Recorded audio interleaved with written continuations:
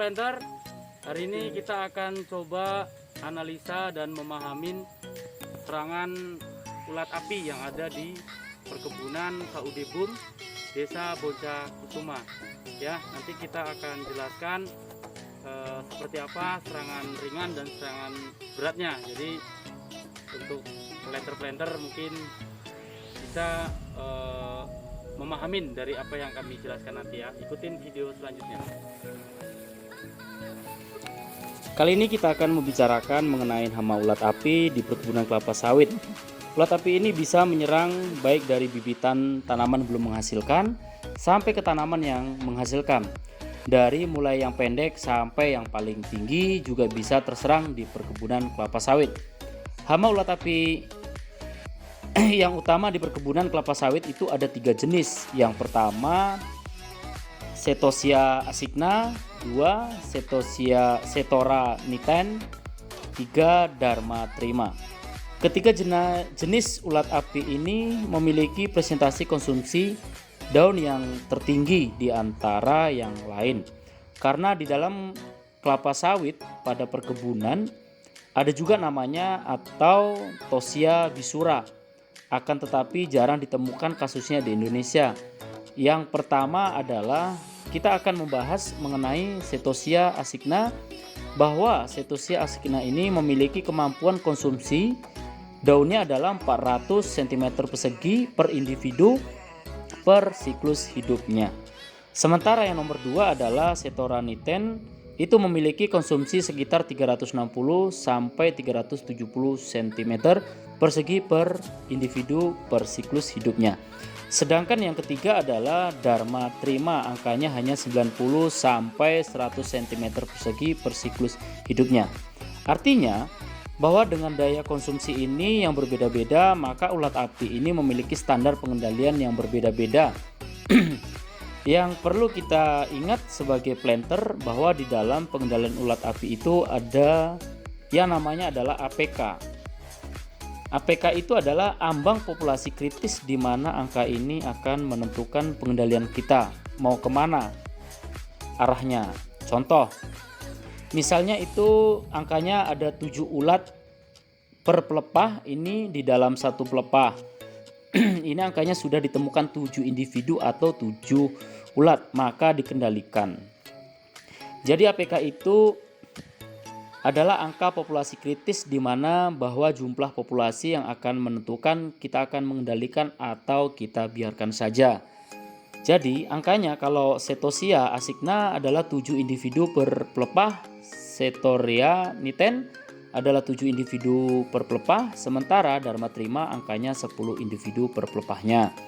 Jadi kalau misalnya di dalam sebuah pelepah ini kita hitung, kita kutip dan kita hitung ulatnya, maka kalau hanya ketemu misalnya nih 5 atau kurang dari 5, maka tidak usah kita kendalikan atau kita biarkan saja. Karena itu adalah angka populasi kritis, jadi masih bisa, karena ulat api ini hanya untuk menjaga rantai makanan saja. Juga bisa tidak harus kita kendalikan. Maka yang menjadi serangan mau pokok permasalahan bagi kita adalah bagaimana teknik mengendalikan serangan ulat api ini. Bagaimana mendeteksinya?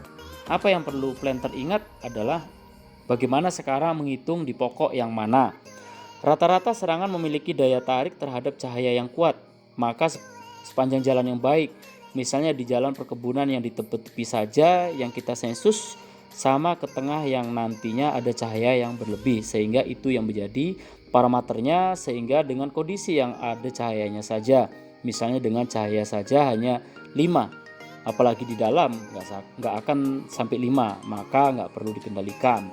Kemudian para planter semuanya, bahwa dalam mengendalikan ulat api ini juga kita harus arif dan bijaksana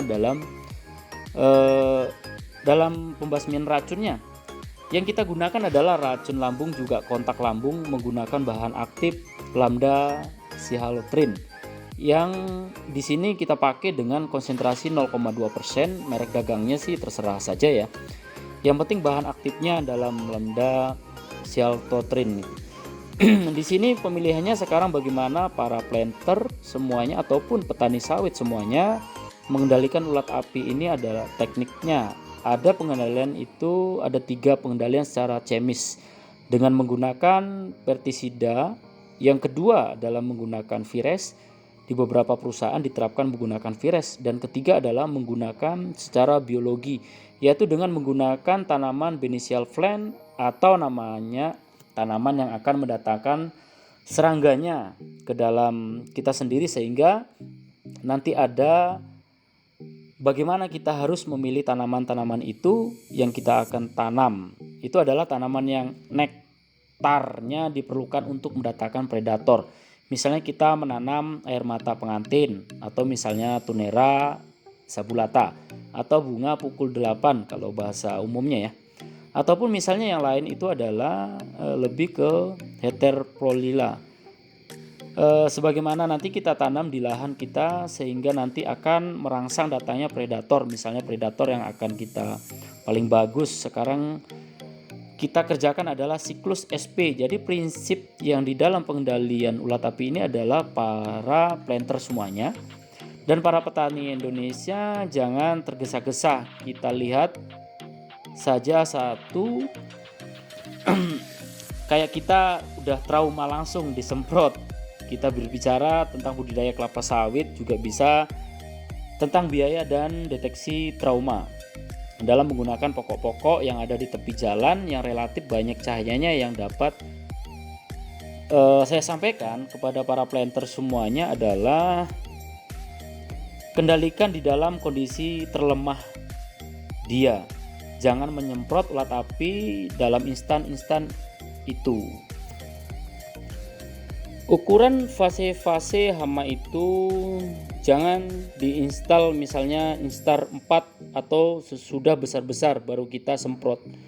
Tidak akan pernah efektif, maka pahami dulu berkaitan dengan kondisi ulat api tersendiri sehingga kita akan mengendalikannya dengan cara efisien dan efektif. Mungkin kalau misalnya terjadi ledakan ulat api tapi kita sudah kendalikan. Ingat bahwa ulat api nanti begitu dia pupa ataupun jatuh ke dalam tanah, maka dia tidak berada di daun, maka dia akan mencari tempat senyaman mungkin gimana dia dalam kondisi yang rentan, yaitu adalah ketika menjadi pupa.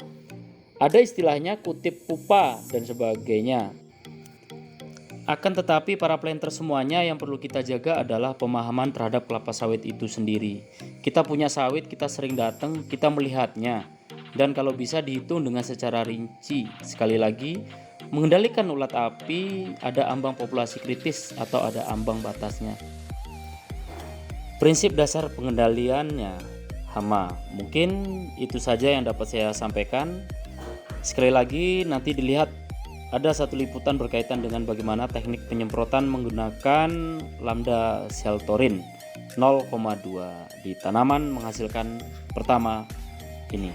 Terima kasih, salam planter Indonesia.